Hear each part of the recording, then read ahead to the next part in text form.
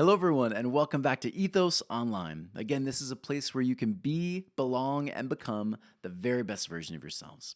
And so, welcome wherever you're joining us, whether it's from the East Coast, the West Coast, right there in the middle. We're so happy to have you here. And so, as always, please look down at the description below, hit that subscribe button, hit that little bell button. If you'd like to support what we're doing, please consider donating. You'll find the link down there as well. And so, welcome to Ethos Online. Here, where we share these videos, we constantly look at the teachings of Jesus, the Hebraic narrative that has given us so much beauty, so much wisdom over the ages. And so, thank you for joining us. So, today we're going to continue into our series over Genesis. Again, origins, new beginnings, this idea of Israel. But before I do, I want to continue. Ever since I started doing this, I've gotten many more people sending a lot of these questions in. And so I love this. This is super fun for me. So I want to look at our question first. This question came in, especially right now, in regard to there's a lot going on in our nation. And this question came in because what we're seeing right now is many people are beginning to tear down certain monuments, certain statues. And the question, of course, is what metric do you use to decide which ones stay, which ones go? All of that. There are different posts from people about idols are bad and maybe they should all go. A lot of interesting questions circulating on social media, the internet, phone conversations. So here's the question that came in through email. And so here's what it says. Did God not like statues and monuments? Good question. Because if he didn't, then maybe maybe they should just be all taken down anyways, right? Was it a sin to have monuments and statues? So to that, I'll just look at the Old Testament, right? Statues, monuments, were those things important? Did they have them? And so I would immediately go here. For the Hebrew people, these Jewish people, wherever they went, they were nomadic people, and with them they carried the tabernacle. And so the tabernacle was like the temple, which was extremely decorative. It was ornate, right? Everything about it had purpose, meaning. It was bedazzled. Yeah, this place was bedazzled. There you had you have the Ark of the Covenant, you have the wash basin, you have all these different things just decked out in gold. And again, they felt their God was telling them to have all of this decked out in gold. And essentially what you have here is a lot of interesting monuments used for ritual. And so I would point out right from the get-go, Israel is constantly surrounding itself with interesting monuments that connected to ritual. Wherever they go, they make these monuments, which they essentially they would sacrifice animals to their God. They had monuments everywhere because, again, a monument for Hebrew people, monuments, and again, less statues for their culture. Statues had a very different understanding. I'll get to that in a minute. But the idea of monuments, of connected to ritual, the whole idea there was that it was associated with their past. It brought them back to rituals that they would do to remind them of this is where we've been, and this is where we're going. This is who we are. This is part of our identity. These different elements, this is why they told the stories in the first place. It was all to remind them, this is where we are, this is where we're going. Now, of course, was their history filled with a lot of good, bad, and ugly? Absolutely. Yeah. But certain rituals stayed. And certain monuments continued. While even today, you will see the Jewish people, they have certain things they do and some things that have just kind of been left. And so they decide that, however, on what will bring the most value to their present people now. That's always important. But again, did they have monuments? Was that important? Obviously, yes. But here's the thing. When we talk about idols, when they built this calf, do you guys remember the calf to Baal, right? This other god. Here's how you know the difference between like idols and monuments or statues, things to like commemorate a history, right? Here's the difference between idol worship and statues and monuments. First off, people are bowing down to these images. Very obvious first connection, right? Second thing is this, the values associated with whatever they were worshiping. That's the big dig here, right? When they worship Baal, they would often cut themselves. There was temple prostitution involved. It was just a violent, crazy orgy of just a bunch of messy things that Israel had left behind. And so the idea here is idol worship was associated with a different God, different values, different systems that bring life. And so for Israel, that would be an idol. So today is knocking down a statue of Roosevelt the same as the Israelites worshiping an idol? No, that's a pretty big stretch, right? So today in our culture, we're seeing some tearing down of monuments. I would simply ask this. And again, I'm not a governor, I'm not a mayor, I'm not the president. But here's the thing: I would ask if I had a voice in all of this. I would say simply: is the monument, does it connect with our past in positive ways? Um, if I assume if I make connection to that time era that the person lived in, are there certain things that were happening that would have been obvious? Do we agree with those? Well, probably not, or maybe we still do. But of course, the question is that moving us toward the same ethic? Did that person set us in a right direction, moving us towards something good? Or is that statue something that is just horrifically bad? The individual brought nothing but brokenness, pain. Are those the kind of people we associate goodness with? Well, no. Yeah. So think that through. Good question. Kind of a difficult one, but an interesting one right here in the middle. Did Israel, are the idols that Israel had, would those be the same as today's statues? Probably not. I don't see a lot of group orgies at the Jefferson Memorial. I don't see a lot of cutting yourself, worshiping these things. I don't see that. I see a lot of commemoration. So that's my answer. Agree, disagree, would love to hear back from you. Now, we're going to move into Genesis, because that's what we're really here for anyways, right? So Genesis. Genesis, we remember, this was a compilation of stories, right? And so this was compiled when they became captives in Babylon in 587 BC. So they're wondering, are we going to become really good at assimilating? And as we assimilate, will we lose all our values, all our stories? What will happen to those things? And so, of course, what they do here is beautiful. They compile what we know today to be Torah. That is Genesis, Exodus, Leviticus, Numbers, Deuteronomy. They compile all of this stuff into these 5 main books.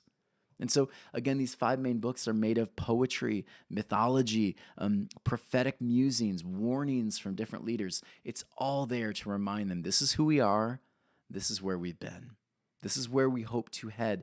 Don't forget who you are as a Hebrew. That's the deeper idea behind it. It was never meant to be a historically accurate document. That was never the purpose of this Jewish compilation. Never. And so, lastly, we're going to say this one more time. Torah is a complete narrative of Israel miniaturized through its tellings. So every time we read a story, we're always going to ask, how does this relate to Israel? Where is Israel in this story? Or when we get to like Leviticus and those kind of books, how do we see Israel's values here in these laws and in these odd doctrines, all of that? Where do we see Israel? That's always the question we should ask, especially as people who are searching to do the responsible work. So we dug into Genesis 1. And Genesis 1, again, we remember that Babylon had an epic narrative, creation narrative. Their narrative starts with a violent beginning because they were violent people, right? Israel's story, very different. Their God hovers over the water. And we're using this table metaphor. Hovers over the table, right? There's chaos, there's craziness. This God begins to divide, make space. And then this God does something really beautiful. This God begins to place things back in order on the table. And again, you can't place things on the table unless certain things have been removed. It's been cleared off. And so there is a clearing off of the table. And now the good butler God, right? We've had God as busboy, God as dove. God now becomes the good butler who begins placing everything in order. Or we might even say the good host that begins to place everything on the table, right? And so here we go, Genesis 1:14 through 19. It goes like this. And God said, "Let there be luminaries in the expanse of the heavens to separate between the day and between the night. And they shall be signs for the appointed seasons and for days and years, and they shall be luminaries at the expanse of the heavens to shed light upon the earth." And it was so, and God made the 2 great luminaries, the great luminary to rule the day, and the lesser luminary to rule the night, and the stars. And God placed them in the expanse of the heavens to shed light upon the earth, and to rule over the day and over the night, to separate between light and between darkness. And God saw it was Tov, right? It was good. And it was evening and it was morning, a fourth day. So I want you to think about this. If we're taking this very literally, it's odd that God, of course, would put plants, right, in place before light. Plants need the sun, right? They need the sun to grow. I've had many people say, see, this is a ridiculous story, and they want to throw it out. This couldn't be scientifically, obviously, this doesn't fit. Everything's backwards, blah, blah, blah, blah. Yeah, okay, got it. If you take this very literally, Genesis 1 doesn't even agree with Genesis 2 on the creation narrative. I understand that, but don't throw it away. Please don't throw it away, because there's really something beautiful going on here. What's going on here is there is a deeper metaphor at work. And the deeper metaphor at work is actually really, really beautiful. And I would argue probably more relevant to right now than ever before. So watch this. To separate between day and between night. This is the purpose of these luminaries. This expanse has been created and these two lights being put up. And again, you can almost like imagine these tribal people looking up into the sky. How did that get here? How did that get here? It's really beautiful. But there's a deeper picture of Israel. Now think about this. All of us have patterns. When you wake up, what's the first thing you do? Is it check your email, right? If you want to really kill yourself, start yourself off in the worst possible way, check your social media page, right? Talk about like popping in the endorphins and then just feeling that rush and then crashing. Yeah, worst thing to do, right? There are really good patterns that you can start in your morning. We all do different patterns. We all have them. And so I find it really fascinating. In the very beginning, we begin hearing about certain patterns, certain ideas. And so again, we have night and day, day and night. We're introduced to a pattern because humanity follows a pattern. I don't know about you. I used to be a youth pastor. And we used to have these we call them lockdowns. They were like the absolute worst idea. You would take a bunch of kids, you'd pump them up with sugar and music and sports, and you'd have them play the entire night. What happens in the morning? Yeah, these kids would go home and they were like useless. And that means I would go home to like my family and I was just an absolute waste of space, right? I was so tired. I didn't sleep. Sleep is so important for just daily life. Because when you get out of a ritual, when you get out of a pattern that's actually helpful for life, it actually really messes you up, doesn't it? Yeah, go a couple days without sleep, you're beginning to smell the color 9, Chris Rice. You're beginning to, weird things begin to happen, right? All of a sudden, you've got timetables out and you're predicting the future because of what Trump said and Obama and all this. It gets weird.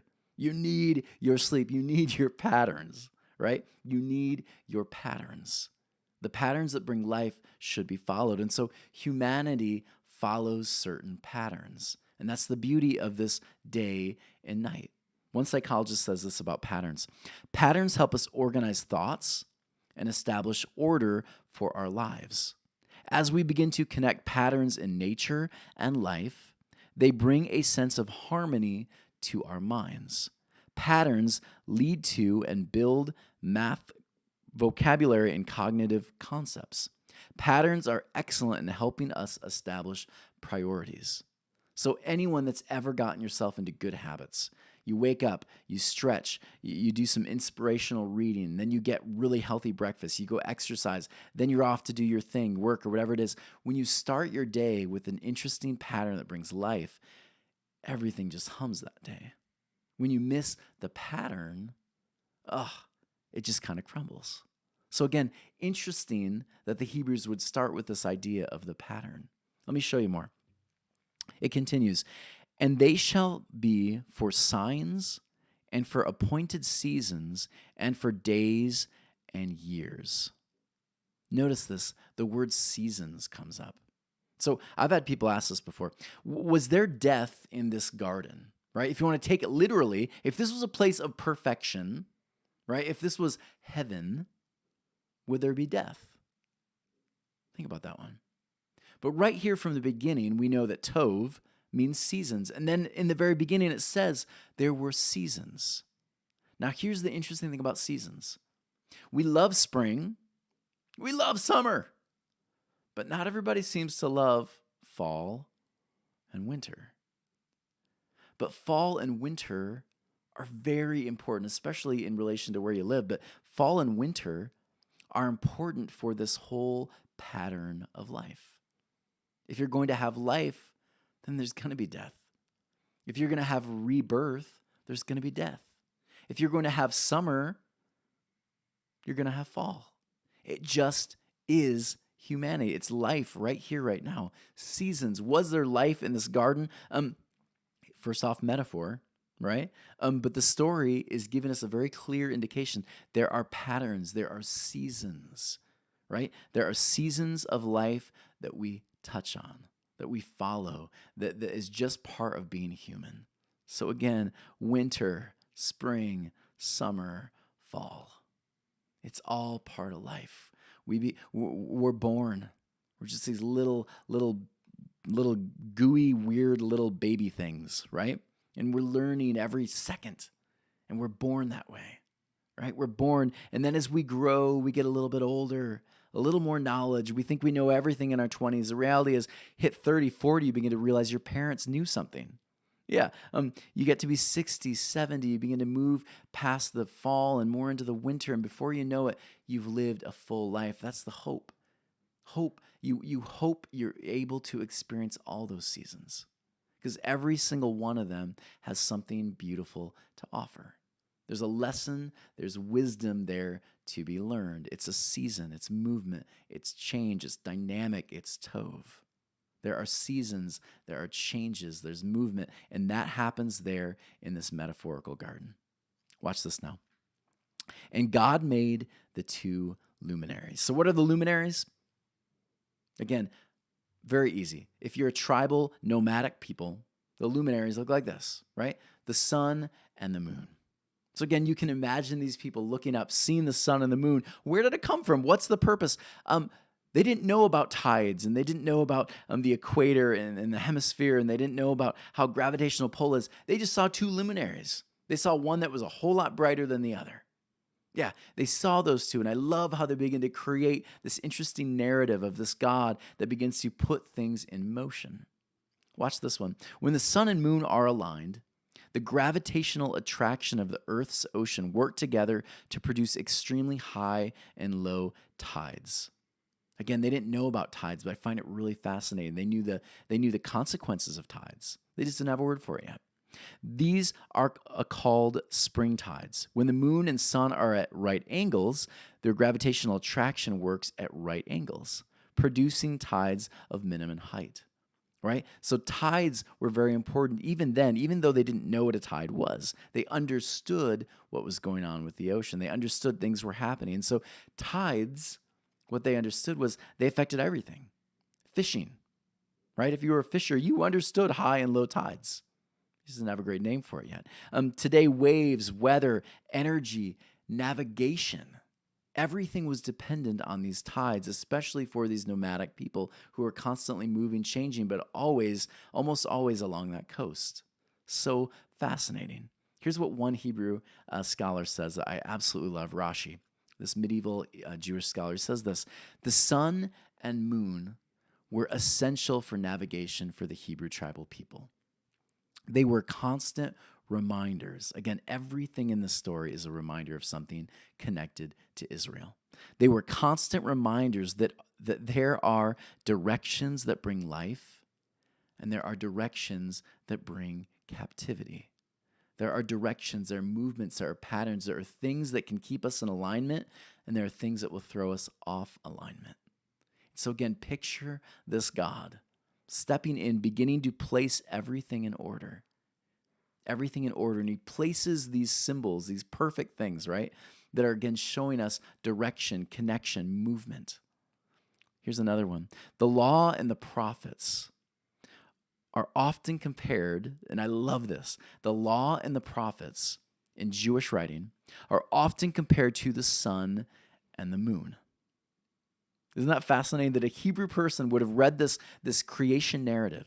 And when they read the sun and the moon, they would have had connection immediately to the law and the prophets. Yeah, the law, like the bright, shining, life sustaining sun, brings life, while the moon, like the prophetic voices of our past, reflect the light of Torah and our people. Come on, isn't that a great connection right there? The sun and the moon. Again, for them, the law. The law was this idea that their God had given them this path in which to live life more fully. And then there were the prophetic voices who were like the moon, who were constantly saying, I'm going to reflect the law in everything I say and everything I do.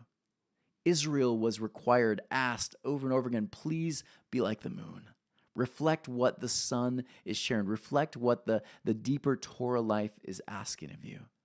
Isn't that beautiful? When they saw the sun and the moon, there was an interesting connection being made that today we don't see. We don't get it. Because again, for us, when we think of the law, we think of the do's and the don'ts. For them, the law was life. And they were asked to follow in those patterns that bring life to its fullest. Reflect life to its fullest. That was the beauty and the depth. And when you read Luminaries today, I hope you see something even deeper here. Those two luminaries are set in motion. They're set there in order to remind people of something even more beautiful in this narrative. Beautiful, right? Super good. And so, how do we take it home? What do we do to apply this right here, right now? Number one, consider your present life. I want you to take a picture of this right now or do a little screenshot. And I want you to take time after this. Consider your present life. What patterns are you currently seeing in your life?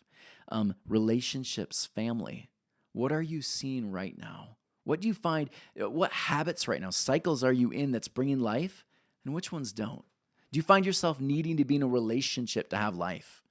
Or are you in this place where you're beginning to say, you know what, I'm enough? Yeah.